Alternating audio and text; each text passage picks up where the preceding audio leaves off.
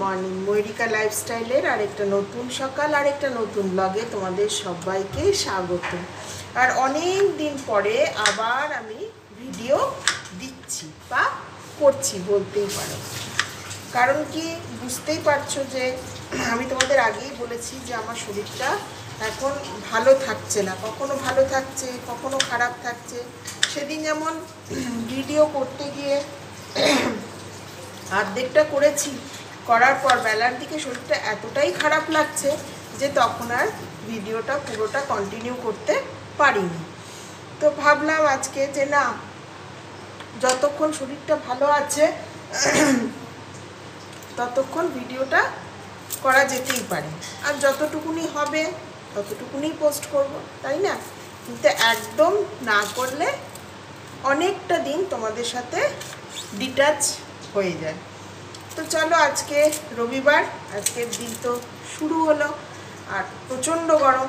কালকে রাত্রের দিকে, রাত্রে বলবো না, ভোর রাত্রের দিকে মানে 5:30 নাগাদ এমনভাবে উড়ুম দুরুম করে মেঘ ডাকলো যে মনে হলে এই বুঝি ঝেপে বৃষ্টি আসবে। আমি তো তাড়াতাড়ি করে উঠে জানলাগুলো বন্ধ করে দিলাম, কারণ আগের দিন এমন ঝড় বৃষ্টি হয়েছিল, ওই যে মাঝখানে হলো না, এমন ঝড় বৃষ্টি হয়েছিল, তখন ভাবলাম যে না, ঝড়টা একটু উপভোগ করি, ঠান্ডা হাওয়া ঢুকছে, গরমই তো লাগছিল। কিন্তু সেই উপভোগ করতে গিয়ে এত ধুলো বালি ঢুকে গেছে ঘরে যে পরের দিন আবার এক্সট্রা করে কাজ করতে হয়েছে। তো কালকে করলাম কি, সেই ভয়ে তোমার তাড়াতাড়ি করে আমি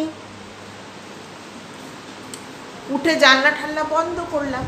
ও মা ভা, জানলা বন্ধ করলাম, ফ্রিজ বন্ধ করলাম, কিন্তু কোনোই বৃষ্টি হলো না। বলে না, গুছিয়ে তুমি যদি রাখো তাহলে সেই জিনিসটা কিন্তু হবে না, আচমকা একটা দমকা হাওয়া দেবে আর সব কিছু লণ্ডভণ্ড হয়ে যাবে। এটাই হচ্ছে নিয়ম।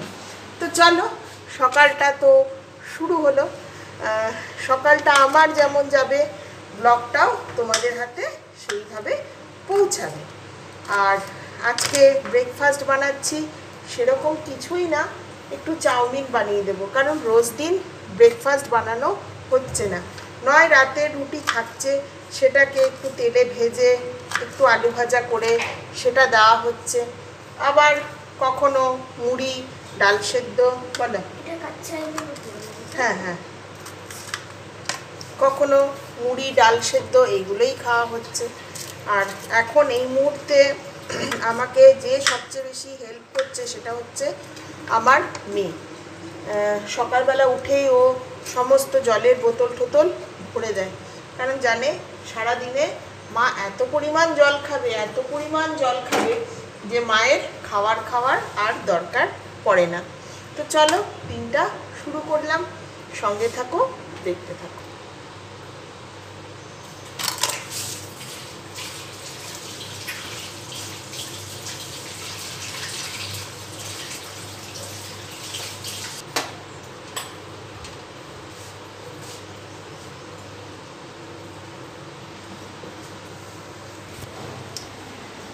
বসিয়ে দিলাম, হতে থাকো, আমি ততক্ষণ একটু বসি। আর সবার অবস্থা দেখেছো, আমার মেয়ে, আমার সবার মাথার ওপরে একটা করে করে খোপা। ঘাটটা এই ঘাটটা মনে হচ্ছে যে ফাঁকা ফাঁকা লাগছে, আরাম লাগছে, এই হচ্ছে অবস্থা। তো দেখবে, মায়েদের শরীর খারাপ হলে যদি মেয়ে থাকে তাহলে মেয়েরা কিন্তু ঠিক বোঝে, তারা সবসময় চায় যে কিছুটা কাজ আমি আমার মায়ের হাতে হাতে করে দেবো। কিন্তু ব্যাপারটা হচ্ছে কি, আমার মেয়ে এতটাই ছোট যে আমি ওকে যে বাকি কাজগুলো করতে বলবো সেই উপায় নেই।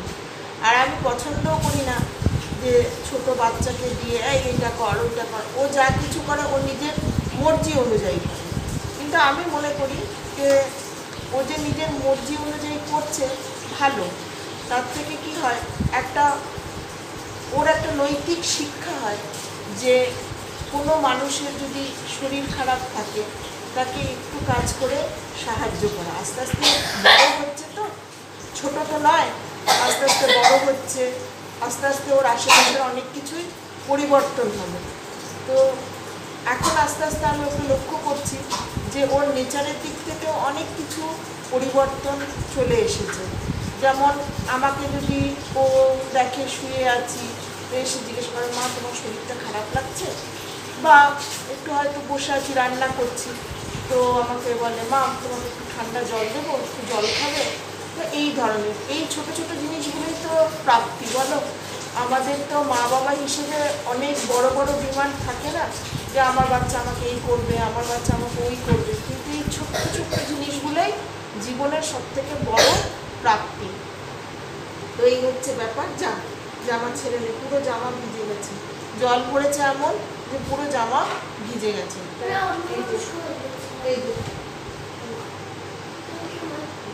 তারপর আমি কাচতে দেবো। তো এই হচ্ছে ব্যাপার। আর আজকে মা রেখেছে সকালবেলায় ওই মাছের তেলাপিয়া, আমি ভুলেই যাই। আর আমি তেলাপিয়া মাছ খুব একটা বেশি ভালোবাসি না, সেই জন্য বলবো জামাইবাবুকে যে বাজার থেকে একটু আমাকে চিকেন এনে দিন। আমি চিকেনের পাতলা ঝোল করব, সেই দিয়ে ভাত খাবো। তো এই হচ্ছে ব্যাপার। আর কলকাতাতে নাকি আজকে একটু একটু মেঘলা করেছে, দিদি ফোন করে জানালো। যদি এখানে হতো কত শান্তি মানুষের, না অবশ্য বলছি শান্তি, মানুষের না শান্তি বলে বোধহয় কোনো জিনিসই নেই মানুষের জীবনে। কেন বলছি, যখন প্রচণ্ড বৃষ্টি হচ্ছিল, মানে একদিন অন্তর অন্তর যখন প্রচণ্ড বৃষ্টি হচ্ছিল, তখন আমারই মুখে ছিল, বাবা এবার বৃষ্টিটা বন্ধ হলে ভালো হয়, একটু কাঠফাটা গরম থাকবে, সকালবেলা ঘুম থেকে উঠে সূর্য দেবতাকে দেখব। কিন্তু এখন দেখো, যখন সত্যিই সেই রকম অবস্থা, এখন আমার মনে হচ্ছে বাবা একটু বৃষ্টি হলে ভালো হতো, আরাম পেতাম। তো এই হচ্ছে আমাদের মানুষদের জীবন, কোনো কিছুতেই শান্তি নেই। সেই জন্য ভগবানও আমাদের শান্তি দিতে চায় না, সব কিছু দেয়, শান্তি দেয় না। পয়সা থাকলেও অশান্তি, পয়সা না থাকলেও অশান্তি, বৃষ্টি হলেও অশান্তি, বৃষ্টি না হলেও অশান্তি, ঠান্ডা থাকলেও অশান্তি, ঠান্ডা না থাকলেও অশান্তি। তো কী করবে, ভগবানও মাঝে মাঝে কনফিউজড হয়ে যায় যে কি করবে। এই হচ্ছে ব্যাপার। চলো আর দেরি করবো না, এবার গুটি গুটি রান্নাগুলো কিছুটা এগিয়ে নিয়ে আবার ফোন অন করবো, তোমাদের সাথে কথা বলবো। তো সঙ্গে থাকো, দেখতে থাকো। এখন বন্ধুরা ঘড়িতে বাজে কটা? এখন বাজে 12:50, 11:45। 12:45। কি করে এত টাইম পিছলো?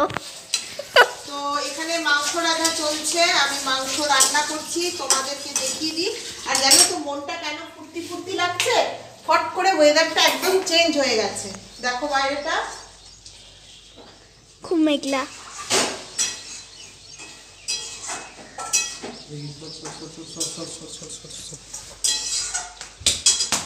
আর তোমাদের মাংসর ঝোলটাও দেখিয়ে দিই কেমন হয়েছে।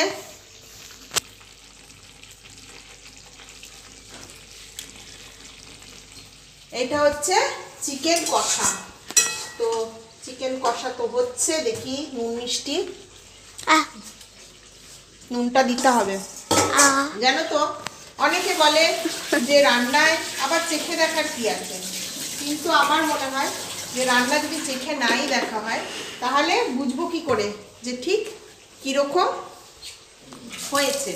নুন মিষ্টি যদি সমান সমান না থাকে, সমান সমান না, মাংসতে আবার মিষ্টি মিষ্টি দিলে সেটা খারাপ লাগে। তো সেই জন্য নুনটা যদি ঠিকঠাক থাকে তাহলে মাংসটা ভালো লাগবে খেতে, এই আর কি। আর আমি সবসময় চেষ্টা করি জানো তো, যে যারা খাবে তারা যেন তৃপ্তি করে খায়। তো এই হচ্ছে ব্যাপার।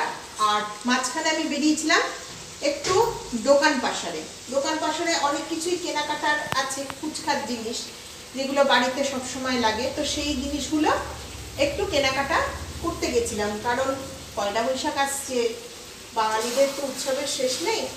তো পয়লা বৈশাখ মানেই কিন্তু হচ্ছে আবার সব উৎসবগুলো আসার শুভ সূচনা। তো সেই জন্য ভাবলাম যে হেয়ারটা একটু কালার করব।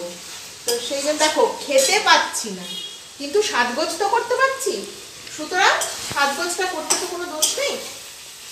তো ভাবলাম যে হেয়ার কালার করব, বাড়িতেই করব, বাইরে করব না, সেদিনকার মতো বাইরে গিয়ে আর করব না। তো কালারটা করব, হেয়ার কালার করব একটু। তো বার্গেন্ডি কালার নিয়ে এলাম, সেটা করব। তো তার আগে তো শ্যাম্পু দিতে হবে, কারণ চুলের অবস্থাই দেখছো চিপকু মার্কা হয়ে গেছে।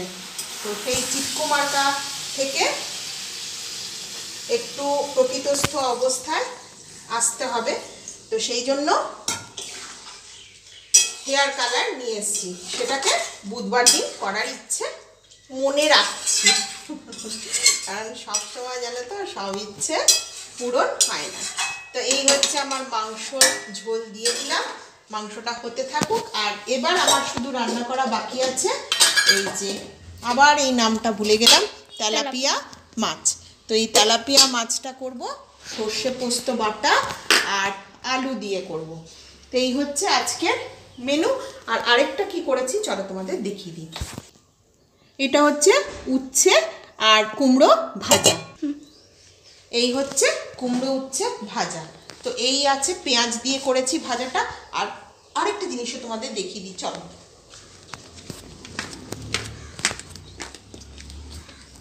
আকাশটা দেখো কি সুন্দর হয়ে আছে। না আমি মোটেও তোমাদের আকাশ দেখাতে নিয়ে আসিনি, তোমরা ভাবছো বাবারে আবার আকাশ দেখাতে নিয়ে এলো। এই যে এই হচ্ছে আমার ছোট্ট বাগান, সেটাকে আজকে একদম গুছিয়ে গাছিয়ে, খুব ঘাস হয়ে গেছিলো। আর দেখো বেলি গাছটায় ভর্তি ভর্তি কুড়ি এসছে, এত ভাল লাগছে না। এই আমার মে মাসে তো আমার জন্মদিন, তো এইটা আমার ছোটোবেলাকার জানো তো খুব সুন্দর একটা স্মৃতি। আমার জন্মদিনে না এখানে বরাবরই কিন্তু বেলি গাছের জঙ্গল হয়ে থাকতো।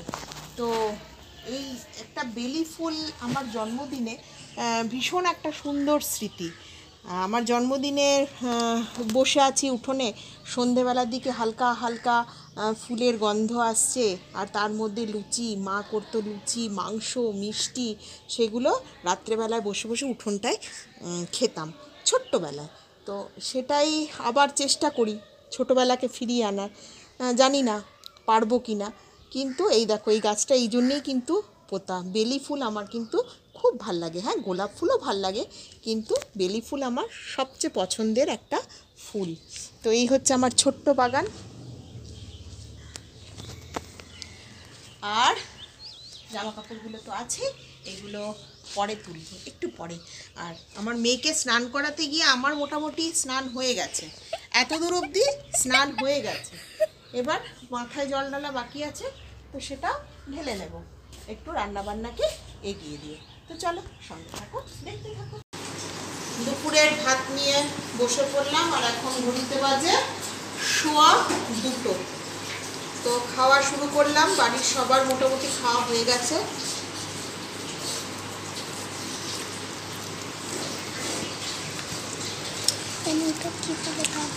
প্রথমে খাচ্ছি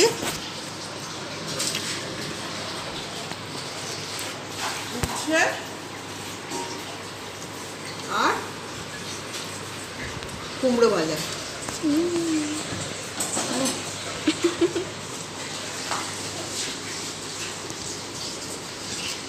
আর ওয়েদারটাও চমৎকার করেছে।